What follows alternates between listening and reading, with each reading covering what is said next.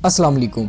इस दुनिया में आए दिन ऐसे कई वाक़यात होते रहते हैं जिन्हें देखकर इंसान सोचने पर मजबूर हो जाता है। क्या आपने कभी सुना है कि किसी शख्स को उसके घर के टॉयलेट में से कीमती खजाना मिला हो, या फिर किसी को ज़मीन में दफनाने के बजाय किसी दरख्त में दफना दिया गया हो? खैर, आज की इस वीडियो में हम आपको कुछ ऐसी डिस्कवरीज के बारे में बताने वाले हैं जिनके बारे में सुनकर आप पूरी तरह से चौंक जाएंगे। तो फिर चलिए शुरू करते हैं। The antique toilet. क्या आपने कभी सुना है कि कोई अपने घर के टॉयलेट की वजह से करोड़पति बन गया हो? अब हम आपको ऐसे ही इंसान की कहानी बताने वाले हैं जिसके टॉयलेट में करोड़ों रुपए की प्रॉपर्टी निकली। यह वाक़या लंदन में पेश आया। जब घर में टॉयलेट का पाइप ख़राब हुआ तो इस घर के मालिक ने प्लम्बर को बुलवाया और प्लम्बर ने टॉयलेट के पाइप को चेक किया। जब प्लम्बर ने पाइप को रिपेयर करने के लिए गड्ढा किया तो इस घर का मालिक और प्लम्बर पूरी तरह से चौंक गए, क्योंकि टॉयलेट से नीचे एक अलग ही दुनिया थी। जब वो लोग इस गड्ढे के अंदर गए तो उन्होंने देखा कि इनका टॉयलेट काफ़ी पुरानी और कीमती चीज़ों से भरा पड़ा है, और वो चीज़ें कई हज़ारों साल पुरानी थी। इस टॉयलेट के अंदर से इतना खजाना निकला कि आर्कियोलॉजिकल टीम को बुलाया गया और इस टॉयलेट से 500 करोड़ से भी कई ज़्यादा की प्रॉपर्टी निकली। जिसके बाद गवर्नमेंट ने इस खजाने का ज़्यादातर हिस्सा अपने पास रखा और कुछ हिस्सा इस आदमी को दे दिया, और वो हिस्सा इतना था कि वो आदमी अपना खुद का एक म्यूजियम भी खोल सकता था। इस आदमी की किस्मत सच में बहुत ही अच्छी थी। The tree corpus. आप दुनिया के किसी भी कोने में चले जाएं, आपको यही मालूम होगा कि मरने के बाद जिस्म को या तो दफना दिया जाता है या फिर जला दिया जाता है। लेकिन अब जो हम आपको बताने वाले हैं इसके बारे में सुनकर आपको ज़रूर अजीब लगेगा, और ये बिल्कुल सच है। आज से तकरीबन 2200 साल पहले एक लड़की की मौत हुई जिसे कहीं और नहीं बल्कि दरख्त के अंदर दफनाया गया था।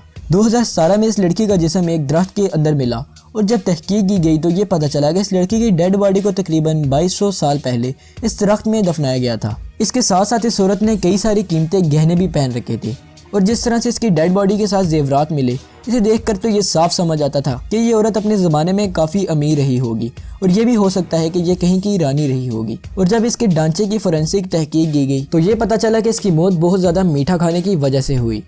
एनेट्रोस्केन टॉम। आप सबको मालूम होगा कि किसान हमारे लिए कितनी मेहनत करते हैं ताकि वो अनाज पैदा कर सके और हम सबके पेट भर सकें। कुछ किसान तो इतना काम करते हैं कि वो काम के दौरान काफ़ी पुरानी चीज़ों को ढूंढ निकालते हैं।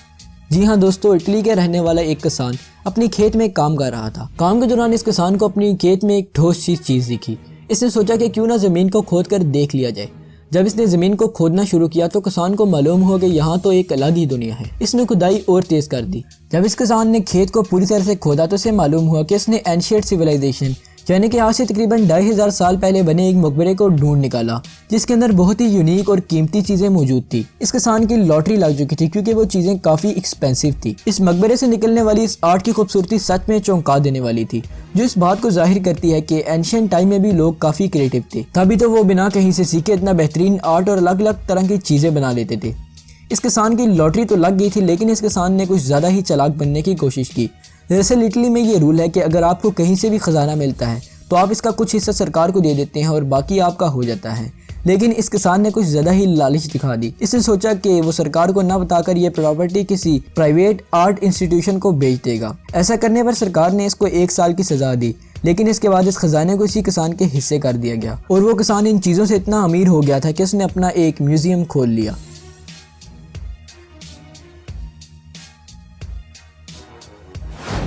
World war 2 explosives.